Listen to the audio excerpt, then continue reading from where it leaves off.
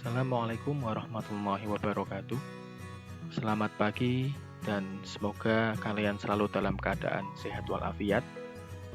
Kali ini kita akan lanjutkan pembelajaran Bahasa Indonesia kelas 10 semester 2, masih tentang negosiasi.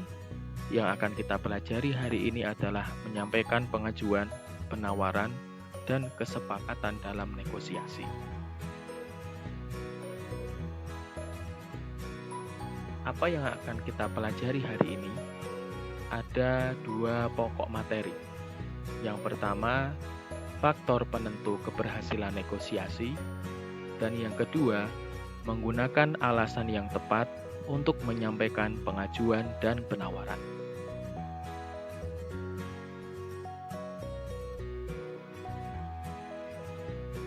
Langsung saja. Untuk yang pertama yaitu faktor penentu keberhasilan negosiasi. Ada 4 faktor penentu keberhasilan negosiasi. Yang pertama, kesediaan untuk berkompromi. Yang kedua, tidak ada pihak yang dirugikan. Yang ketiga, kesepakatan bersifat praktis.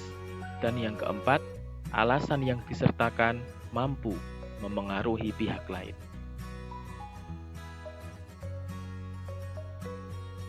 Baik, faktor yang pertama, kesediaan untuk berkompromi. Apa itu kesediaan untuk berkompromi? Kesediaan untuk berkompromi adalah upaya untuk menghargai pendapat lawan bicara. Jadi ketika kita bernegosiasi, kita hendaknya bisa menghargai lawan bicara, memberikan kesempatan kepada pihak lain untuk menyampaikan pendapatnya, mau mendengarkan, tidak menggunakan prinsip ambil alih. Gimana itu ambil alih? Yang dimaksud ambil alih itu, lawan bicara kita belum selesai ngomong, kita sudah menyela dan berusaha untuk mendominasi pembicaraan. Itu tidak boleh, ya, sebaiknya tidak dilakukan di dalam negosiasi. Karena di dalam bernegosiasi kita harus bisa berkompromi dengan menghargai pendapat lawan bicara. Kemudian yang kedua, ketika bernegosiasi itu berkompromi. Berkompromi juga berarti berusaha memahami kebutuhan pihak lain. Kita fokus kepada apa yang dibutuhkan, apa yang diinginkan oleh pihak lain, dan apa yang menjadi keinginan kita. Dan kita berusaha untuk saling memahami. Nah, itu namanya berkompromi, saling memahami.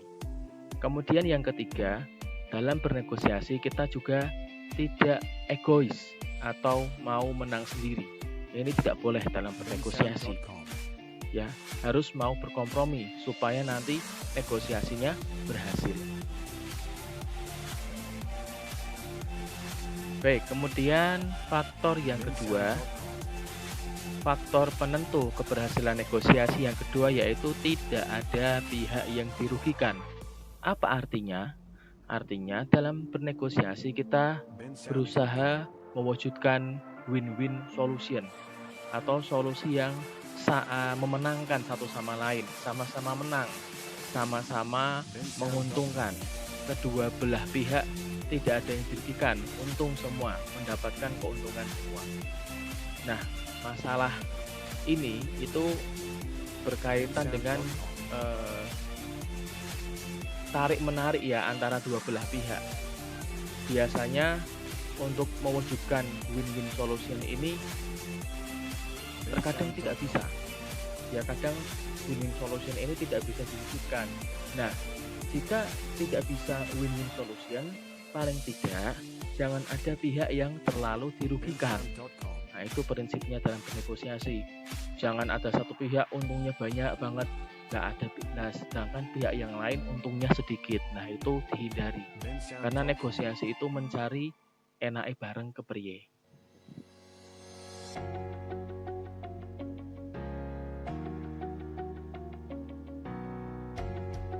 Ya, selanjutnya faktor penentu keberhasilan negosiasi yang ketiga yaitu kesepakatan bersifat praktis. Artinya, kesepakatan bukan hal yang mustahil dilakukan kedua pihak.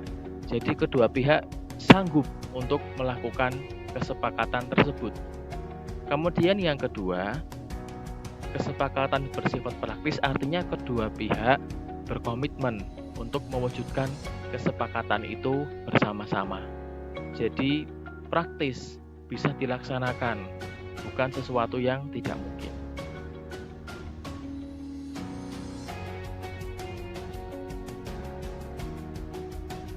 Berikutnya, faktor penentu keberhasilan negosiasi yang keempat adalah alasan yang disampaikan mampu mempengaruhi pihak lain. Artinya, alasan yang disampaikan itu harus logis, jadi harus pas. Jangan menyampaikan alasan yang kurang tepat, tidak nyambung, atau nyeleneh. Kemudian yang kedua, jika memungkinkan, alasan itu dilengkapi dengan data atau fakta sehingga makin meyakinkan dan bisa memengaruhi pihak lain. Kemudian yang ketiga, supaya pihak lain atau orang lain itu mau mendengarkan alasan kita dan tertarik dengan penjelasan kita, alasan itu harus disampaikan dengan cara yang santun dan teratur. Jadi bahasanya jangan belepotan, disampaikan dengan tenang, dengan bahasa yang santun, tidak ngegas, ya. Kemudian ucapannya juga teratur, bisa dipahami, itu nanti bisa memengaruhi pihak lain. Nah, kalau kita itu menyampaikan alasan dengan tergesa-gesa, dengan marah-marah, kemudian dengan bahasa yang tidak karuan, tentu saja orang lain tidak akan tertarik untuk mendengarkan alasan kita, ya. Tertarik saja tidak, apalagi setuju. Nah, itu ya prinsipnya ya. Baik, kemudian yang kedua, ini pokok materi yang kedua yaitu menggunakan alasan yang tepat untuk menyampaikan pengajuan dan penawaran. Nah, ini saya contohkan pengajuannya yaitu ada seorang anak bernama Rani ingin punya HP sendiri. Nah, ketika si Rani ini ingin mempunyai HP sendiri, dia kemudian minta kepada orang tuanya, tentu dia harus menyampaikan alasan yang tepat, alasan yang bisa diterima oleh orang tuanya. Nah, ini saya contohkan di sini. Rani ingin punya HP sendiri. Alasannya, 1. Dengan HP milik sendiri membuat Rani lebih leluasa mengerjakan tugas. Ya, jadi kalau punya HP sendiri lebih enak, fleksibel, bisa mengerjakan tugas kapanpun, tidak perlu menunggu HP-nya itu nganggur, HP-nya orang tua nganggur, atau HP-nya kakaknya nganggur, jadi bisa mengerjakan tugas kapanpun. Kemudian alasan yang kedua, jika ada informasi mendadak dari sekolah, bisa segera tahu karena HP dipegang sendiri. Ya, beda kalau misalnya HP-nya itu pakai punya kakaknya, nanti kalau ada informasi masuknya ke kakaknya sedang di mana, padahal butuh cepat, tetapi karena HP-nya di kakaknya jadi tidak tahu.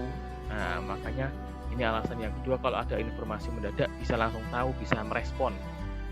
Kemudian yang ketiga, jika masih meminjam HP milik ayah, akan mengganggu pekerjaan ayah sebagai pedagang online shop. Nah, ini alasan yang ketiga, ini sok bijak ya. Bisa kita bilang sok bijak, nanti bapak kangelan online shop ya, misalnya kayak gitu. Nah, dengan ketiga alasan ini nanti kemungkinan orang tua dari Rani akan mengabulkan keinginan dari Rani untuk mempunyai HP sendiri. Nah, ketiga alasan ini adalah alasan yang tepat. Ya. Nah, terus apakah ada alasan yang tidak tepat? Ada. Misalnya si Rani ingin punya HP sendiri, alasannya supaya bisa sosmedan full seharian, supaya bisa YouTuber-an. Ya, lihat YouTube, nonton YouTube, menonton artis Korea terfavoritnya, atau melihat streaming game online. Nah, itu pasti kemungkinan dikabulkannya kecil karena hanya untuk main-main saja. Supaya tidak ketinggalan zaman dengan teman-temannya, iri sama teman-temannya, itu alasan yang kurang tepat. Ya, jadi dalam menyampaikan pengajuan dan penawaran itu harus menggunakan alasan yang tepat supaya bisa diterima dan nantinya bisa menghasilkan. Baik, itu saja penjelasan saya kali ini tentang materi menyampaikan pengajuan, penawaran, dan kesepakatan dalam negosiasi. Jangan lupa untuk presensi ya, mengetik di kolom komentar ya. Saya minta mengetiknya di kolom komentar kelas, jangan di kolom pribadi untuk presensi.